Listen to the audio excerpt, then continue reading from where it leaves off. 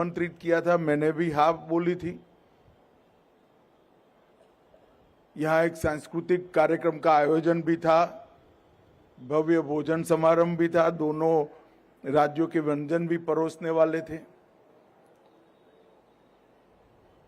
परंतु जो पहलगांव में त्रासदी आतंकियों के द्वारा की गई, इसके कारण महाराष्ट्र डे और गुजरात डे जो स्थापना दिन है 1 मई, उसको बहुत सादगी के साथ एक मिलन समारंभ में हमने कन्वर्ट किया है। तो सबसे पहले तो मैं उन सभी आतंकवाद के विक्टिम, हमारे जो हुतात्मा हैं, वो सभी को मनपूर्वक श्रद्धांजलि देना चाहता हूं। सक्सेना जी ने यहां आप लोगों को गुजरात दिन और महाराष्ट्र दिन के लिए नहीं बुलाया है। वो तो उनके राजभवन में भी वो कर सकते थे। उन्होंने दिल्ली वासियों को ये स्थान दिखाने के लिए बुलाया है कि दिल्ली अब बदल रही है। सच अर्थ में मैं सक्सेना जी को बहुत बहुत साधुवाद देना चाहता हूं। मैं यहां बहुत साल पहले श्री श्री रविशंकर जी ने कार्यक्रम करा था, तब आया था। ढेर सारा कूड़े का ढग, दुर्गंध और कीचड़ देखा था। मैं पहले भी भगवान बिरसा मुंडा की प्रतिमा का अनावरण करने गया और आज गुजरात और महाराष्ट्र दिन पर आया हूं।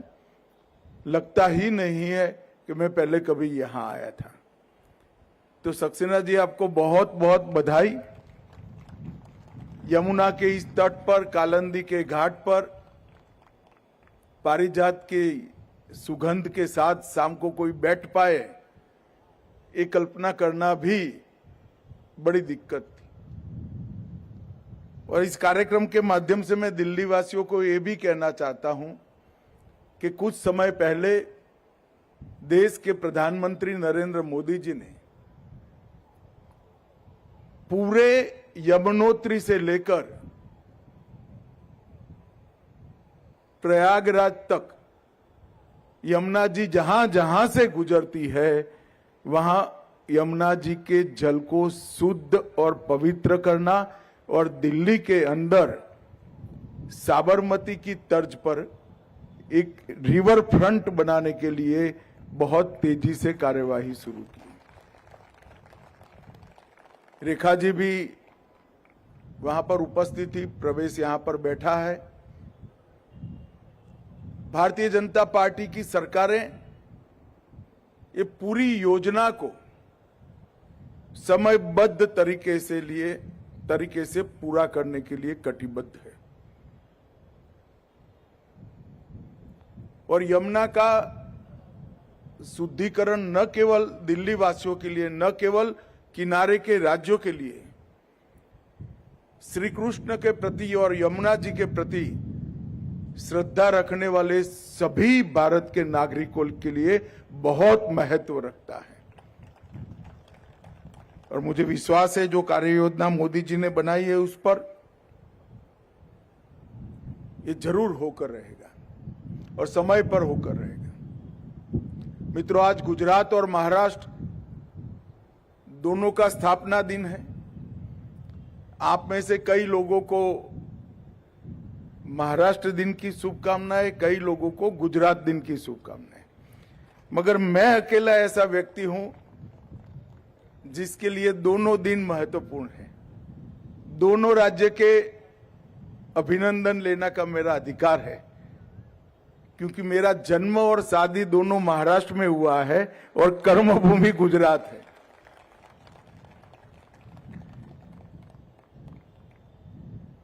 ये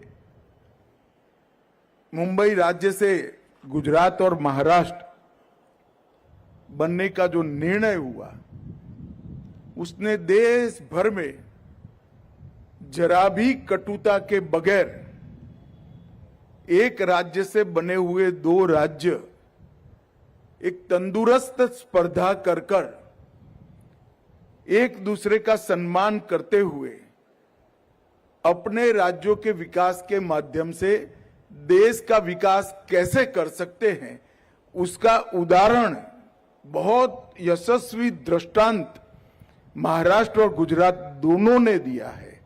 इसलिए 1 मई के दिन पर मैं दोनों राज्यों की जनता को बहुत बहुत बधाई और शुभकामना देना चाहता हूं।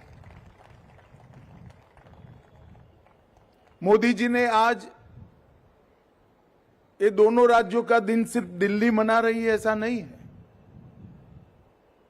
देश के हर राज्यपाल भवन के अंदर ये दिन मनाया जाता है और एक भारत श्रेष्ठ भारत की कल्पना चरितार्थ करने के लिए प्रतीकात्मक ही सही परंतु एक मजबूत संदेश भारत की एकता का, सांस्कृतिक एकता का, राजनीतिक एकता का और विकास के प्रति प्रतिबद्धता का देने का एक सशक्त माध्यम बना है। आज देश के हर राजभवन के अंदर गुजरात और महाराष्ट्र के लोग एकत्रित आए हैं और गुजरात दिन और महाराष्ट्र दिन मना रहे हैं। इसी प्रकार से हर राज्य का स्थापना दिन मनाने की परंपरा हो। एक जमाना था जब राज्य की सीमाएं, राज्य की भाषा, राज्य की संस्कृति उसको झगड़े का कारण बनाकर देश को तोड़ने वाले बड़ी त्वरा से अपनी काम में सफल हो रहे थे। परंतु मोदी जी ने इस सभी विचारों को नाकाम करते हुए एक भारत श्रेष्ठ भारत का निर्माण करने का जो संकल्प लिया है, इसी का परिणाम है कि आज हर भाषा, हर संस्कृति एक दूसरे से ताकत लेती है। गुजराती और मराठी के बीच में कोई स्पर्धा नहीं है। दोनों अपनी अपनी जगह महान भाषाएं हैं। दोनों का साहित्य विश्व की किसी भी भाषा से एक तसु भी उतरता नहीं है और दोनों मिलकर पूरे देश की संस्कृति को मजबूती देने का काम कर रहे हैं। एक व्यक्ति अगर मन से ठान ले कि बिखराव लाने वाली हर चीज को समाप्त करना है तो कैसे हो सकता है, उसका आदर्श उदाहरण मोदी जी ने एक भारत श्रेष्ठ भारत की कल्पना देकर किया है। और मैं मोदी जी को इसके लिए बहुत बहुत हृदयपूर्वक साधुवाद देना चाहता हूं। 1 मई 1960 को मुंबई राज्य से 2 राज्यों का जन्म हुआ। एक बना गौरवशाली गुजरात और दूसरा बना महान महाराष्ट्र।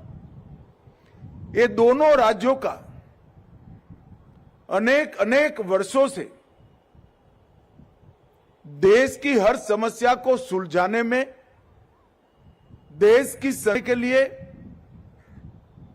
और देश के विकास को आगे बढ़ाने के लिए बहुत बड़ा योगदान रहा है। वीर छत्रपति की भूमि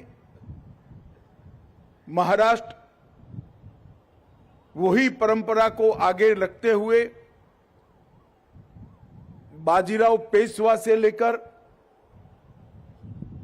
मुगलों को सबसे मजबूत लड़ाई देकर स्वभाषा,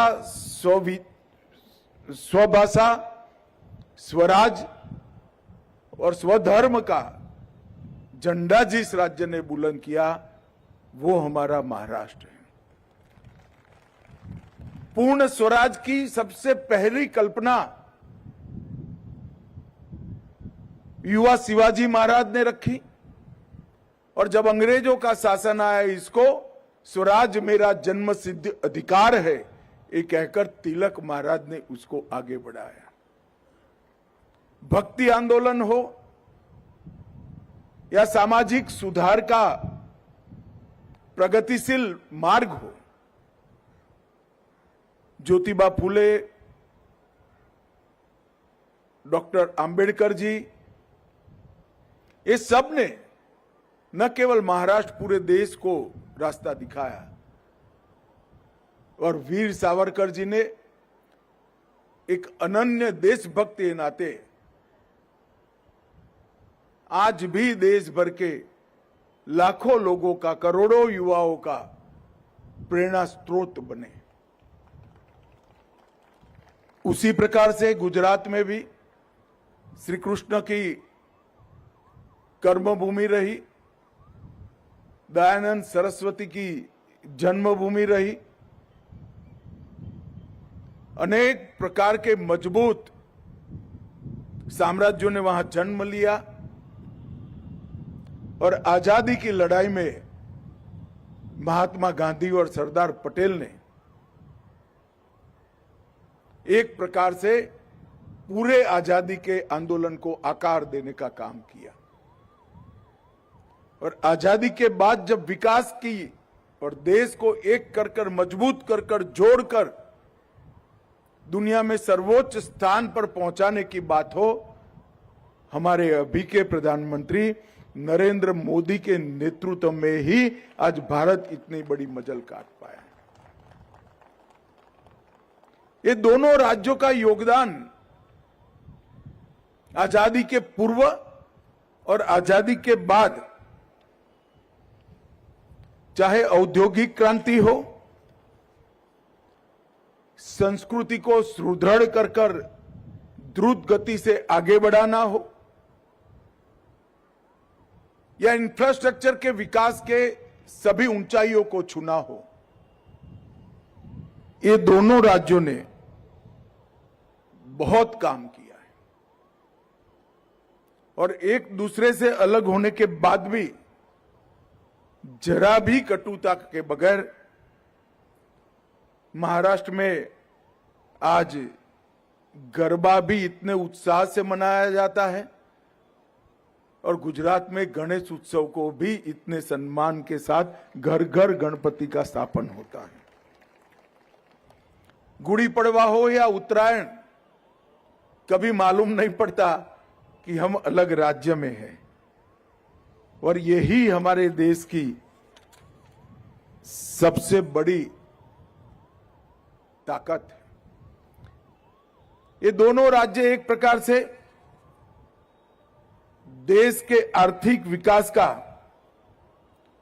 बहुत मजबूत पिल्लर बनकर खड़े हैं। महाराष्ट्र हमेशा से देश की आर्थिक राजधानी मुंबई रहा, और देश की सबसे बड़ी इकोनॉमी आज भी महाराष्ट्र है। वहां पर फिल्म इंडस्ट्री, स्टार्टअप का गढ़, पुणे में ऑटोमोबाइल मैन्युफैक्चरिंग का हब, पुणे में आईटी क्षेत्र का hub, RBI, SEBI, NSC, BSc, ढेर सारे देश के विकास को गति देने वाले संस्थान महाराष्ट्र में है। और आज गुजरात भी उसकी जीएसडीपी भी 30 लाख करोड़ पार कर गई। भारत में तीसरे नंबर का अर्थतंत्र है। सबसे बड़ी बंदरगाह गुजरात के पास है। सबसे बड़ी भारत की रिफाइनरी गुजरात के पास है। एशिया का सबसे बड़ा रिन्यूएबल एनर्जी का पार्क गुजरात में है। सबसे पहली बुलेट ट्रेन महाराष्ट्र गुजरात से जाएगी। सबसे पहली गिफ्ट सिटी गुजरात में बनी, और अब धोलेरा स्मार्ट सिटी भी वहीं बन रही है। वाइब्रेंट गुजरात और मैग्निफिसेंट महाराष्ट्र, ये दोनों देश के विकास के मजबूत स्तंभ बने हैं। और दोनों राज्यों ने 2047 तक अपने विकास का रोड मैप का खाका मोदी जी के नेतृत्व में फाइनल कर दिया है। और एक और भी समानता है, दोनों राज्यों में भारतीय जनता पार्टी की सरकार भी है। ये दोनों राज्यों ने अपनी विरासत को संभालते हुए आधुनिकता को भी स्वीकारा और देश की एकता और अखंडता में बड़ा योगदान भी दिया। मैं मानता हूं देश के पश्चिम हिस्से में आज जिन दो राज्यों का जन्मदिन है, वो दोनों राज्यों ने बहुत बड़ा कंट्रीब्यूशन किया है। और मोदी जी ने महान भारत की कल्पना करते हुए राज्यों के बीच में तंदुरुस्त विकास की हरीफाई, स्पर्धा और उसके माध्यम से देश का विकास, ये जो सूत्र दिया है, दोनों राज्यों ने इसको अच्छे से स्वीकारा है।